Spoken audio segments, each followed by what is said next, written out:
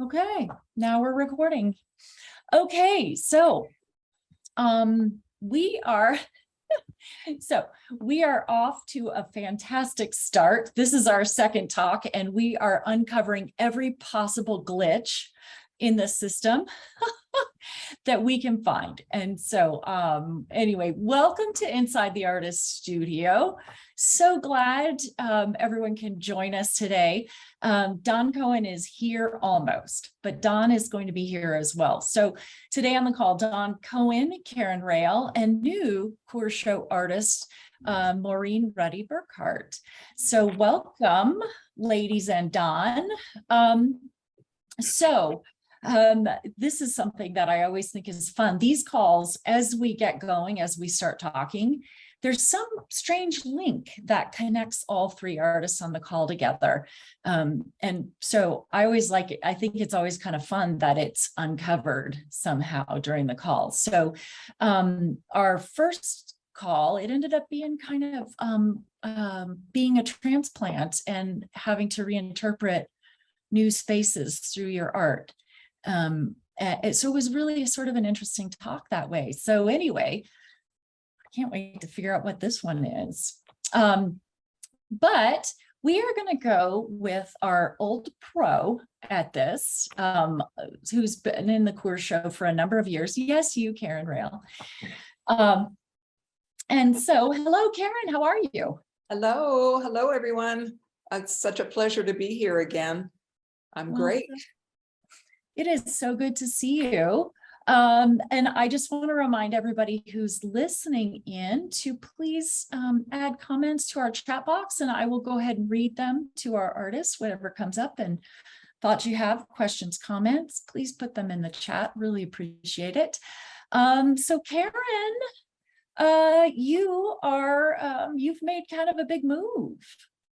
I did. You know, when I kind of look back, it's interesting that you talk about when you do these artist talks, you're not really sure what the connection is between everyone, but then one emerges during the talk.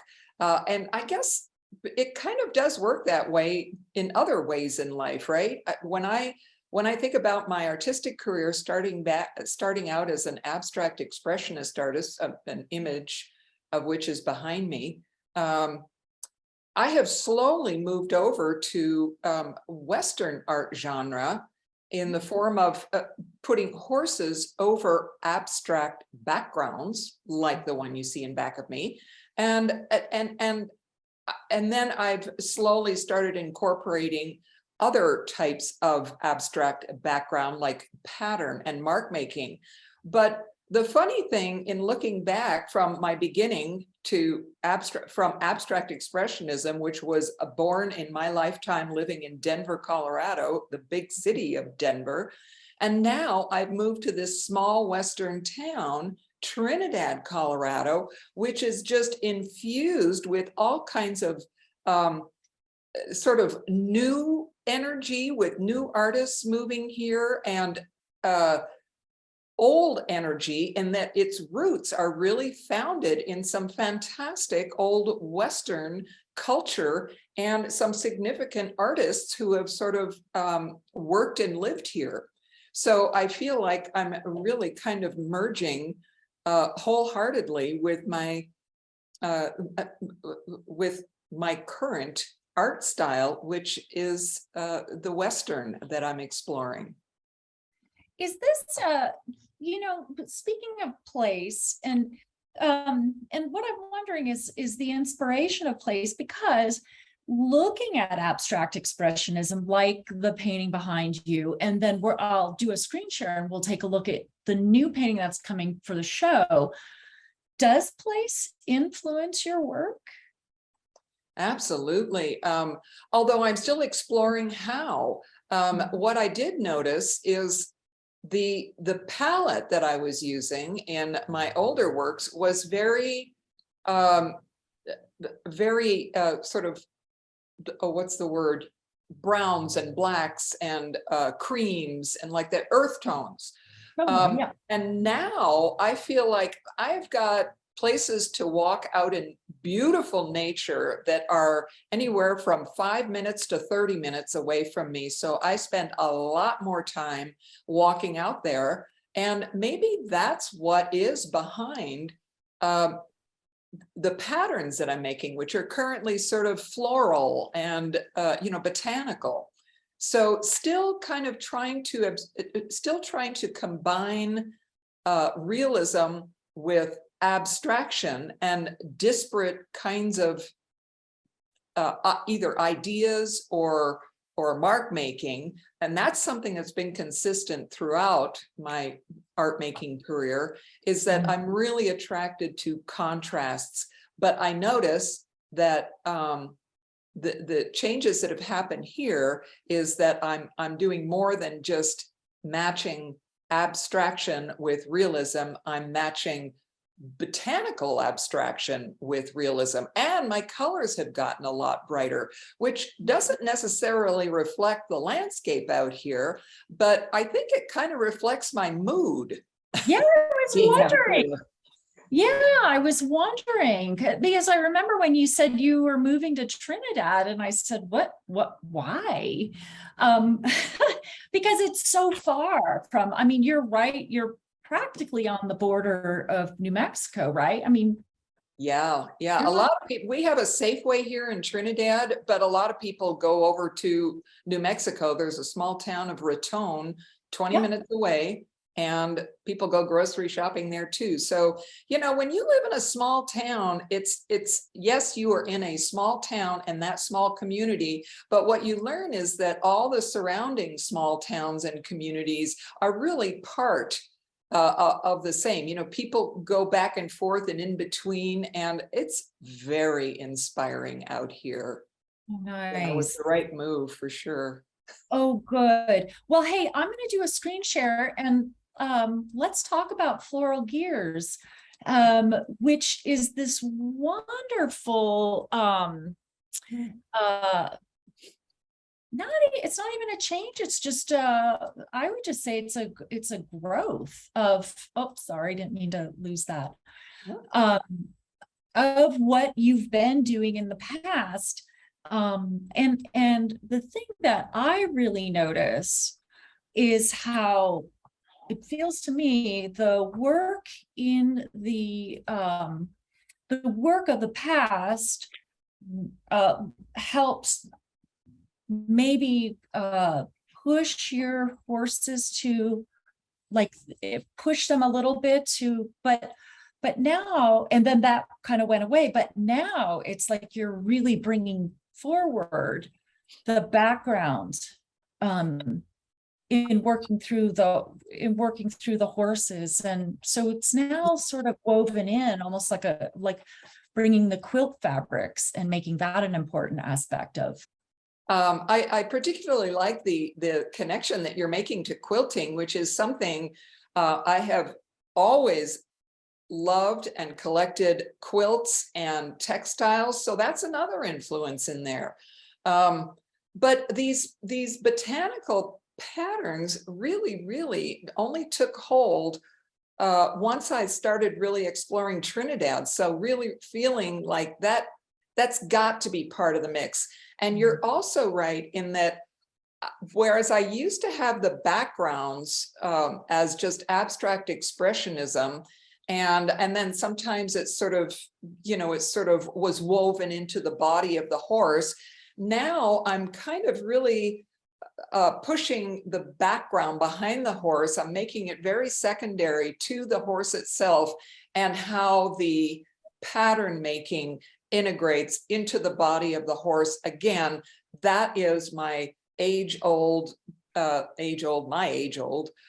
connection or fascination with contrast, is trying to make disparate styles, ideas, objects come together. And I love the serendipity that happens when those two seemingly unrelated or disparate sorts of items connect, where they find, a connection. I just think I'm just constantly delighted in how those opposites can come together. And maybe that's sort of overall kind of a philosophical interest of mine in just sort of being able to connect what seems separate into something harmonious, since there are just so many different elements and ideas and people and things going on in the world. I'm constantly struggling to try and bring all that stuff together. So I as you can tell, I don't have one clear theme moving through all my work. I have several, and this is how they're currently manifesting. And Yeah. it's fun. So you've mentioned botanicals a little bit. Is that a theme that's really sort of bubbling up, or is it an accident that it comes through in some work?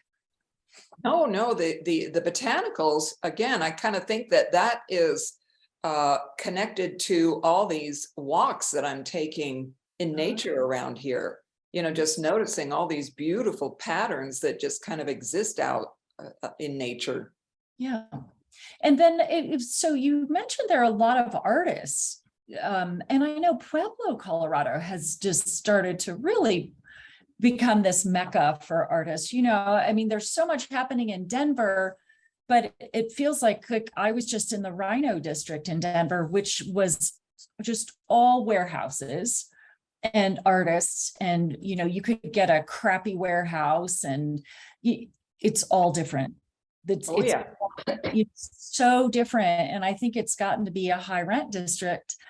And so it's just sort of the old trope, right? The artists come in, make it cool, and then get pushed out because they can't afford to stay in this place that they made cool.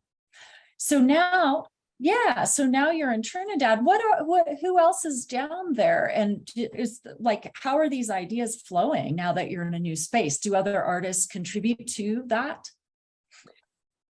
Contribute to my ideas? Not really tell you what to paint, but I mean, is there this synergy that's kind of happening down in Trinidad with other artists? Well, there is, and it's just a sort of a creative vibe that's happening down here. And I'm still fairly new. I've only been here a year, and a lot of that year has been taken up with getting settled and other things. But I last summer became a board member of our this fantastic museum here. It's the A.R. Mitchell Museum of Western Art, and they have it's such a resource. I had no idea that this place existed, and nobody's had any idea that this place existed until recently. But everybody who comes to it says, "Oh my gosh, how did I not know this place existed?"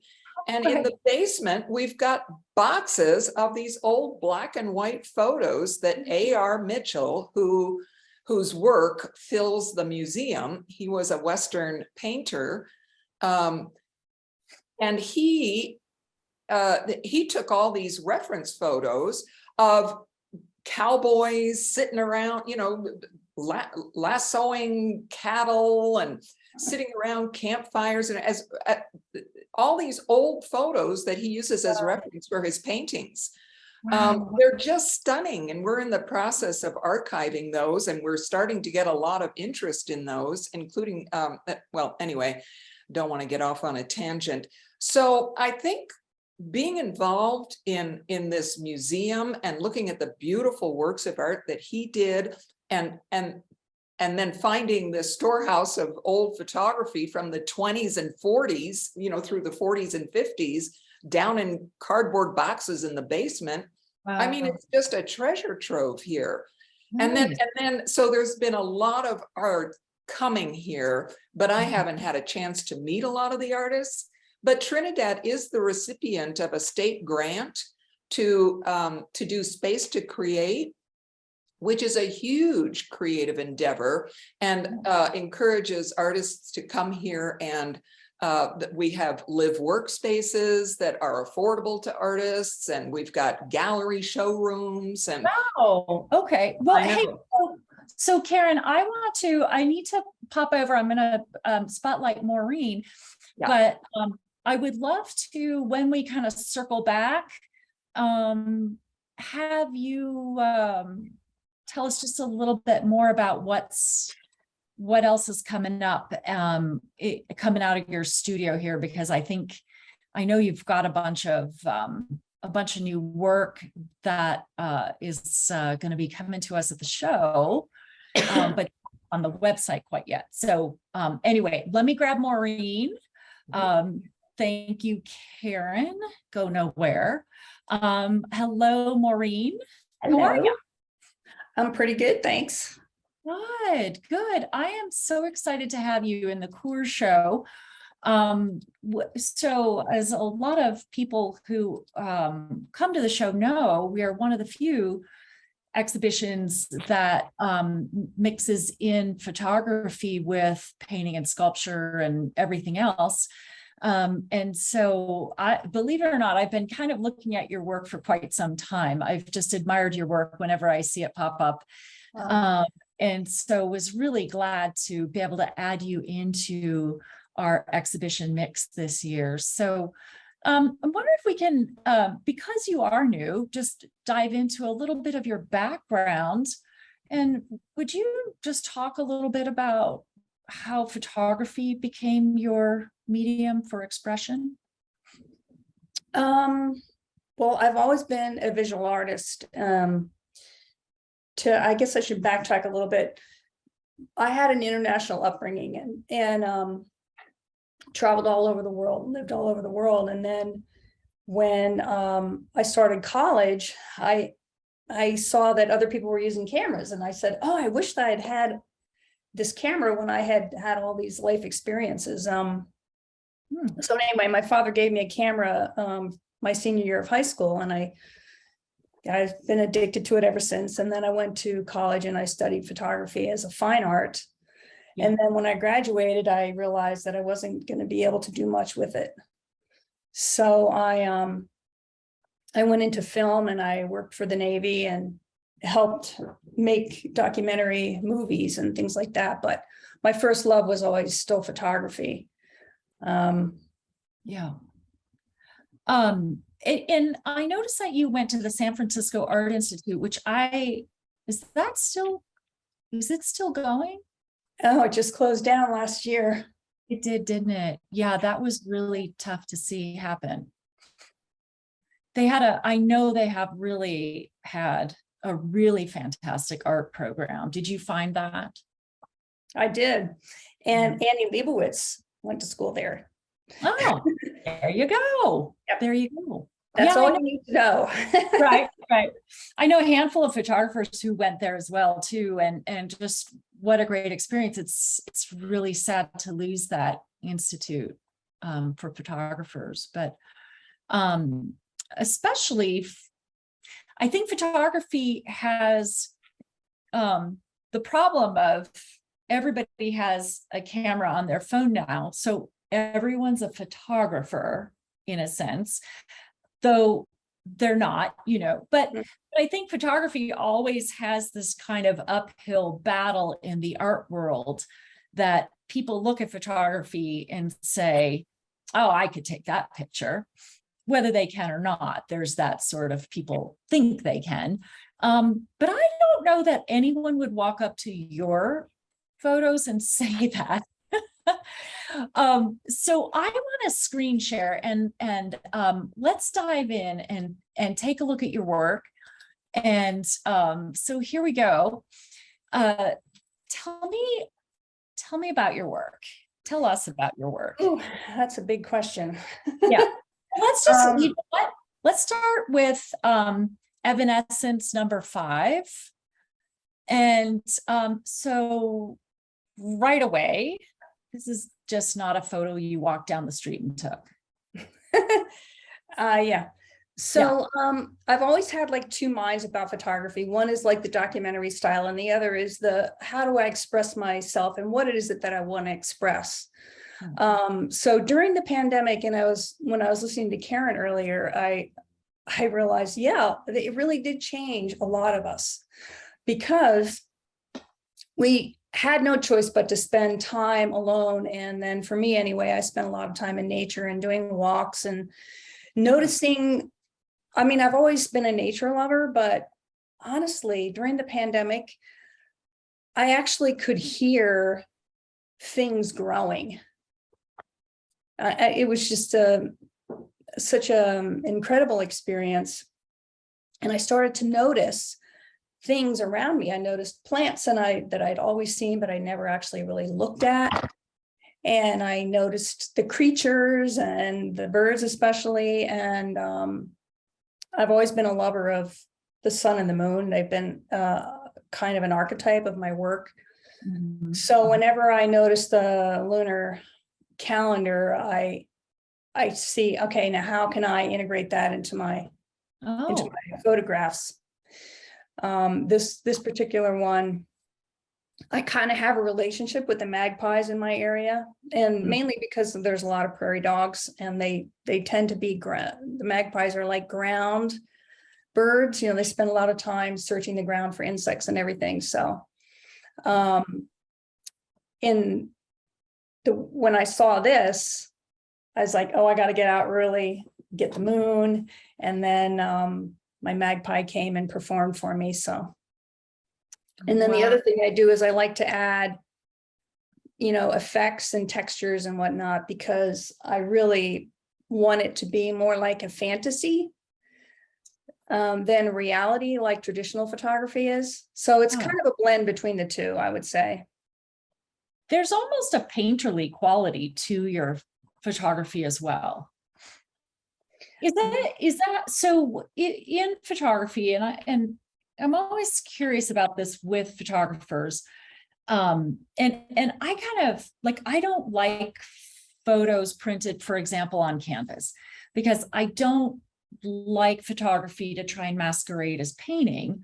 But I love it when it has a very painterly quality about it, which I think your work really does. And this one, is a case in point.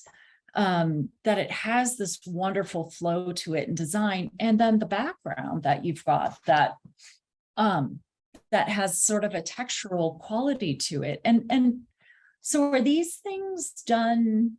Well, just tell me, like, this is like a software and different things like that? So you don't have to give away secrets. Yeah, I'm very interested in textures. As I said, we grew up overseas, and so we had a lot of things around the house that came from like China and places like that. And I was so intrigued by these screens, these Oriental screens. And I just thought, how can I, create these textures and still have the realism, because I love the realism of photography, but I also love the fantasy of paintings. But I'm not a painter. Like other photographers will tell you, that's just not what they do. Although I did study painting at the Art Institute, but yeah, so my it's kind of a blend between the two, but primarily I would say I'm an artist, and then I use photography as a medium, and then I have these tools that I use, and some of them are texture, and if I want to add texture, I need to be sure and mask out the main parts of the picture so that you don't have texture on everything. So there's a lot of technique involved in that. And I guess I could admit that I do use my iPhone for a lot of this. I was just about to ask about the iPhone. Because actually the iPhone is how I started to really be interested in manipulating my photographs, and started about 10 or 12 years ago when I got my first iPhone. And I was fascinated with this place where I lived in Longmont, and I was interested in the weather patterns and the sun rising in the morning and the clouds coming in.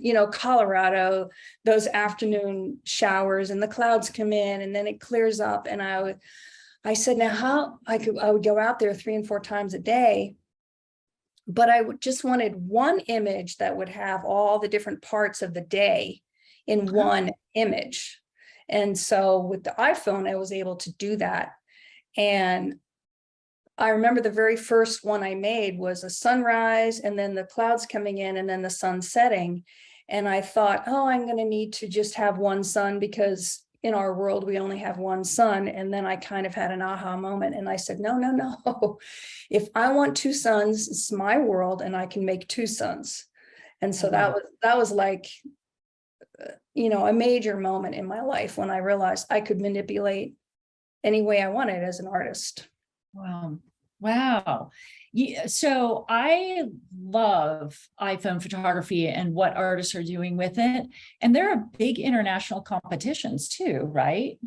I've seen a number of them. Yes, there are. I'm not actually eligible for any of those because I capture with my large format camera. But if I don't capture with my large format and I do capture with my iPhone, then I can enter, and I've actually won some awards from that. Yeah. So let's talk about some of the work specifically. So this one is Pelican Landing 2. And so again, with the manipulated sort of textural backgrounds and things like that, but talk to me about where this image is from and the tranquility that you're capturing in this piece of art. Okay, so the other place I'm coming from is my husband and I spent 2 years out of Colorado recently, and we came back right before the pandemic. And when I came back, I was amazed at how much had changed, like just like development and just like crazy building everywhere and so many people and so much traffic. And yet we had these beautiful spaces, like just, 5 minutes from our house. And I said, that's really something that we can live in a place like this with so much development, and yet we can have preservation, foremost in our minds. And so I was captivated by that. And in a lot of these images, there are houses and hotels and stuff not too far away. But my goal was to make it seem like a fantasy place where if I were one of these creatures living right outside of Denver or even in Denver, this is what I would want it to be like. Mm-hmm. So yeah, this is in Westminster. It's just a place I go to almost every day, and I see the pelicans, and I have a relationship with some of the birds. There's a heron in there somewhere that I have been watching for a few years now, and he and I have an understanding as well. She who talks to birds. Yeah. So what, that's really just sort of a fascinating thing too, and something that as an artist, that you're able to do for us, for the public to see, is that, here's this whole wild world living among us. And it's true. Right. It's I mean, I walk by this place every day for a year, and then suddenly one day, I'm going to go off on a tangent, but I saw this tree, and it was like shimmering, and because I had seen the tree every day, I knew that it was dead tree. So I stepped closer to it, and I saw there were baby swallows on this tree, and that was what was fluttering. And I was like, oh, I've got to figure out a way to get a picture, but they're very skittish and everything. So I just kept trying every single day. And then I realized, wow, there are swallows everywhere. And these are the most amazing birds. And when they're feeding their young, they really are not that intimidated by humans. Really? Yeah. They're just focused on, got to feed the babies. So, and in this particular image, that baby with the mouth open, it just cracks me up. I just laugh, and every time I see that, and the screeching is like, ah, feed me, and the mommy and the daddy, they're coming, and they're just like nonstop, and I was like, so. So it's amazing. I always find it amazing when photographers can capture wildlife in the act of, something, because like you can't pose any of this. And I mean, as a painter, you could take multiple photos and put it together into one painting, but for you to capture all of this and get all the beautiful art design and, like there's the gorgeous green leaves that are falling from the left, and then the pop of the orange.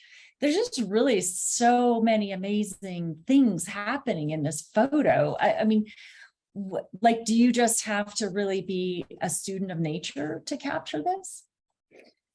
Well, I mean, you have to be technically proficient. Yeah. And Okay. and that was a steep learning curve because I have never been a wildlife photographer before, and shooting birds is very challenging. So I just kept trying and trying and trying and trying every day until I, I figured out how to do it. And then I would scout out the areas where I knew they were where they were feeding, because they change. It's not the same every day, and it's not the same every season. So I just have to go and just keep trying all the time. And then later I go to my computer and I look through everything, and then I see something like this and I'm like, yay, I got it. Wow. Oh, so you don't, yeah, right. You don't actually know if you got it or not.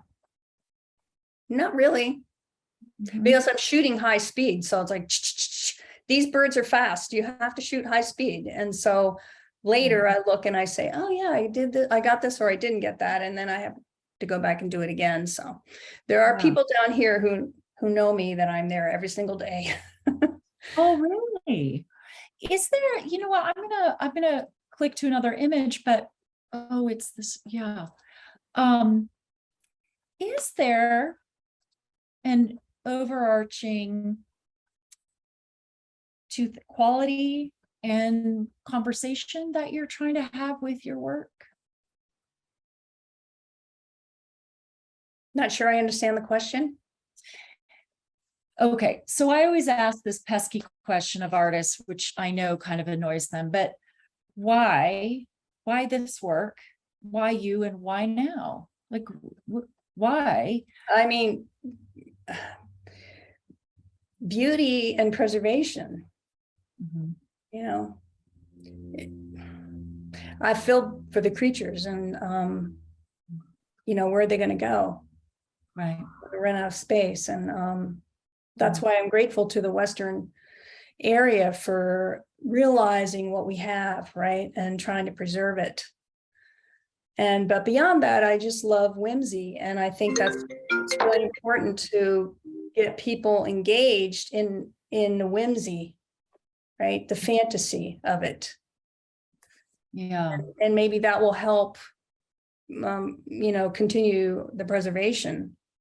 But also, it's kind of a thing for me is that I see that the creatures mimic what humans do. Like the babies are hungry and the parents have to feed them no matter what. And they're going to do anything they can for their young.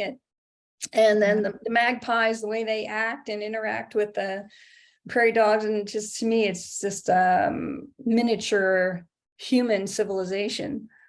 Yeah, right. So is this in Longmont too? Is this outside of? Yes, this is in Longmont, or no, sorry, Westminster, which is where I live.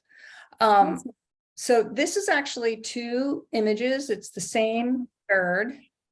And remember when I talked about the two suns and then recreating the scene? Well, this is what I did here. The heron in the background. Here's a close-up. Oh, yeah. Okay. So you can see that he's a little bit annoyed. I follow this heron every single year, and this happened just a few months ago. He was fishing and he got caught up in a rope, and it was like a yellow rope, and it was just terrible to see him struggling with this waste in the water. But what he did was he took that rope and he flung it aside, and then he just kind of like went rah, rah, rah, like, you people stop throwing stuff in the water. Oh, wow. And so I said, I have to use that gesture. And then maybe, I think it was the next morning, it was the same heron, and he was basking in the sun at the sunrise. And that was also a pose that almost looked like he was, like a reverent pose almost. So I just like the juxtaposition between the poses. Wow. Yeah, that's gorgeous. And that's a cool thing that I think people who are very literal with photography, don't realize that this combination of photos. And I love what a friend of mine, Eric Paddock, who's curator of photography at the Denver Art Museum, said, all of these things and the ways of manipulating photo, these are just tools. And this was years ago when digital cameras kind of came out, and he and I were talking about it. And he said, it's just a tool. It's the end product that is either a piece of art or it didn't work, So I really love that in looking at your work. And I love that, there's some great landscape photographers, wildlife photographers, all of that. But what I love is it all comes together in your work as art, beyond documentation, right? Oh, yeah, exactly. This is my art form. This is me. So this image was taken in Sheridan, Wyoming, and it was just 2 blocks from downtown Sheridan. Wow.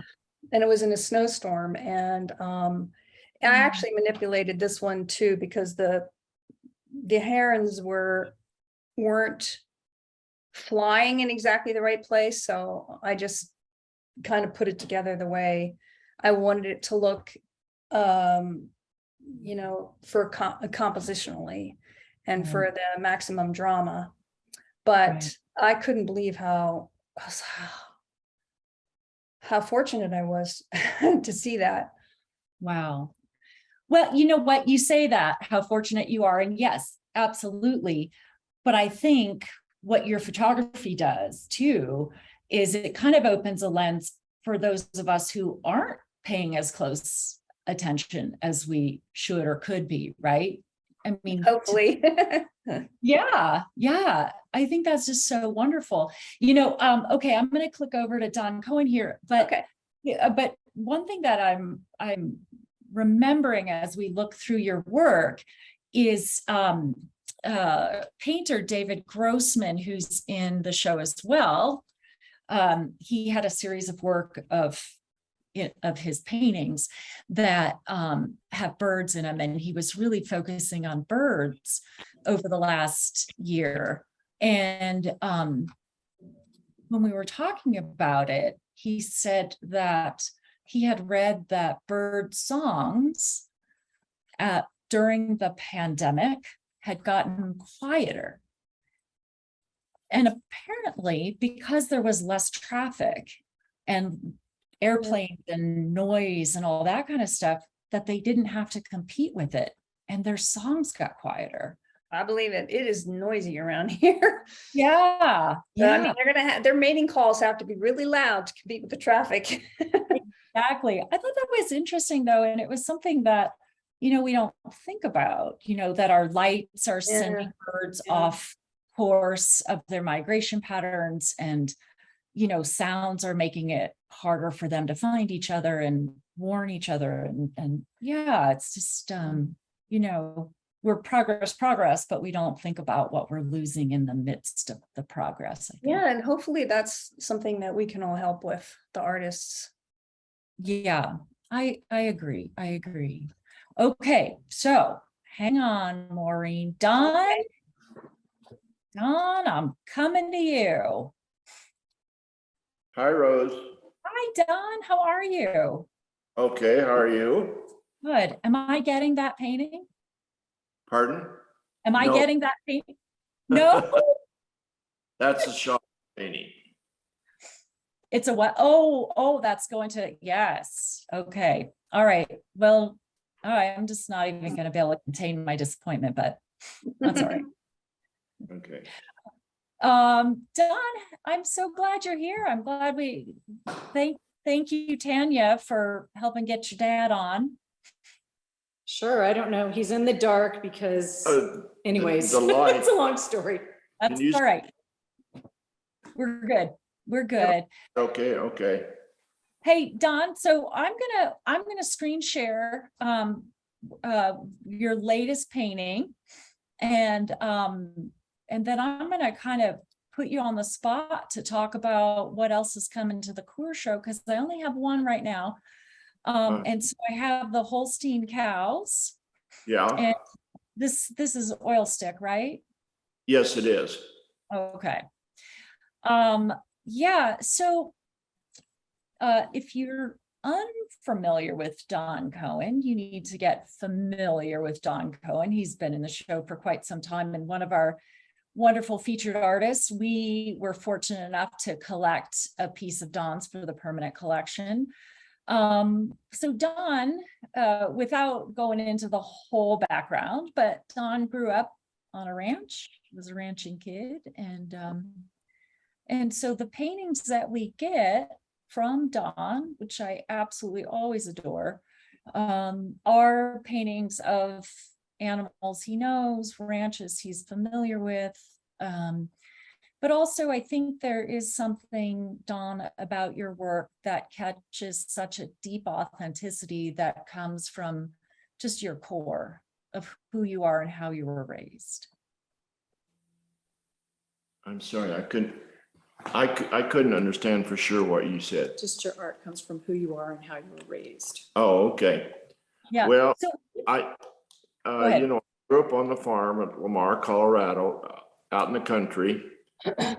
And we had a large farm, and I started working on the farm like a man full time when I was 10 years old. But I started doing art when I was 4. And I did it continually all the time from then until I went away all through high school. And then I went to junior college, and then I went to the University of Denver. And then I went to Greeley for my master's degree in art. So I basically have done art my whole life. So and you talk about, your parents were ranchers and not artists, but they yeah, still my mom and dad had never been in an art gallery or a museum until they came to one of my museum shows. Was the first time they were ever in a museum. So, but they always supported me, which was good because, and I think it's pretty unusual that a lot of farm parents, I don't think would have supported their kids being an artist. Yeah. Maybe a lot of them would, but I kind of doubt it. But I know when Dad was actually in his 80s, one time I asked him, I said, you guys had never been in a museum, you'd never been although he was a good artist himself. I said, how come you always supported me? He said, well, I could always tell that that's what you wanted to do. And so Mom and Dad both were very, very supportive of me. That's pretty wonderful, Don. So would you talk about the Holsteins that we're getting? This is one piece we know we're getting. Where was this? Where are these? This image was up by Rocky Ford. There's 2 feedlots up at Rocky Ford that have these cement water tanks like that I've always thought were very beautiful. And I always like them because you can see the reflections of the cows in the water. And so I've taken quite a few images of different Holsteins and different breeds of cows around these water tanks. It's interesting too, Don, that your background, you spent many, many years as an abstract artist. Right. And I think to me, it's also interesting because Karen is coming from that same background. And I think it's so wonderful how abstraction, it doesn't leave. It's not like you just stopped. It's just supporting everything that you're doing now. Yeah. Well, I think the fact that I went through 12 years of basically what most people would consider non-objective, although they weren't quite non-objective to me. They had a meaning. But I think that had a big influence on the way I paint now. Yeah. Just that it made me see the world in a different way. So. Yeah. Wow. But also, like, I think too, not but, and also, something that I think is so wonderful about your work is how you're able to take so many different materials and, like this is oil stick, behind you is airbrush. Right. And then gesture drawings.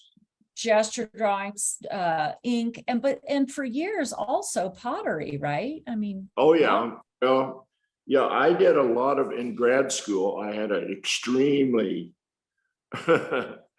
tough ceramics teacher. And he, in fact, took me aside one day and said, Don, you have the gift. I hope and pray you're going to be a professional potter someday. And I said, well, we'll see. Well, as it turned out, I didn't, but I did like doing pottery, although I got where I was very bored throwing on the wheel all the time, but I loved hand building. And so I did a lot of hand building, and even other work I do today, I do some hand building now too. What do you mean the work you do today? You're still doing pottery too? No, well, not lately I haven't, but it hasn't been, it's just a few years ago that I was doing, but my kiln, the kiln I had is broken and I've never put in a new kiln. So if I had another kiln now, I'm sure I'd be doing pottery right now, but I ended up taking my pottery to the city of Boulder and they fired it for me, helped me fire it. Wow. I guess I didn't realize you were still doing anything in clay or three-dimensionally. Yeah. Hold up that plate. Yeah. Just a minute. I'll show you one of them right here. Yeah. So how does that influence your two-dimensional work? Just a second. Here's one of them right here. Sure. There's a ceramic pot. I don't know if you can see it. Yeah, here, I'm gonna just stop our screen share so we can take that. Oh, wow. Geez, Don, that's amazing. He does so many different, he's done Day of the Dead altars for me, Day of the Dead pot, sitting over here, but he's done a lot of these big ceramic plates. Oh my God, that's amazing. Huge and Well, amazing. I Yeah. want a plate. I want a plate for the show, Don. Pardon, go ahead. She wants a plate. Oh, bring your skull. I don't think I can bring that, Dad. It's not that heavy, I don't think. So Don, I'm going to show you one more here. okay. Don, while we're doing that, how does three-dimensional work influence your two-dimensional work? How much was that? Here. How does the three-dimensional work influence your two-dimensional? This is a big pot he did for me. Holy moly, Day Don. Dead. See it? Wow. Got a big three-dimensional skeleton on the front. Oh my God, Don. That's awesome. It's super cool. Wow. How has your three-dimensional work influenced your two-dimensional work? I don't know that it has, but speaking of three-dimensional work, I don't know that I've ever told you this. Maybe I have. When I first went to the University of Denver, I was doing sculpture and the welded sculpture. And the Denver Art Museum had a show called the Own Your Own, which was open to professional and non-professional artists. And so I made a welded sculpture of a buffalo and I entered it in the show and I won the purchase award. And I think I was the only college student ever to win the top prize. And Wow. here I'll see a picture of it. And a lot of people, I did this piece outside of class. There it is. Oh yeah. Oh my gosh. And there's a really young Don Cohen. And Yeah. a bunch of the professional artists at that time, they were all upset because they said, well, his teacher helped him make this. He shouldn't be able to win the top prize. Well, she didn't help me make it. I made it out of class and brought it in. Wow. But it was kind of funny that, and I love doing sculpture. And I guess the thing was, I did sculpture, I did ceramics, I did everything, different kinds of things. And finally, I settled on the primary thing, I guess, is painting now. I don't do any sculpture now. I'll show you another one of my sculptures here. Bring that little horse in. Yeah. I'm sure you know who Deborah Butterfield is, don't you? Yes, of course. Yes. Well, I did this Deborah Butterfield before there was a Deborah Butterfield. Oh, wow. Look at This that. is Is that welded? no, this is a cast. You know, I made a mold. Yeah. And See it, yeah. I made a Yeah. mold and cast it out of bronze. Oh, that's wonderful. Wow. Oh my gosh. I've Just- always thought about making a big one of that and put out in the yard, but I never have. But I always kid people when they come. I said, "Hey, look, I've got a Deborah Butterfield," and they said, "Oh, wow, I like that." I said, "Well, I actually made this before there was a Deborah Butterfield." Yeah. Oh my gosh, Don, that is just amazing.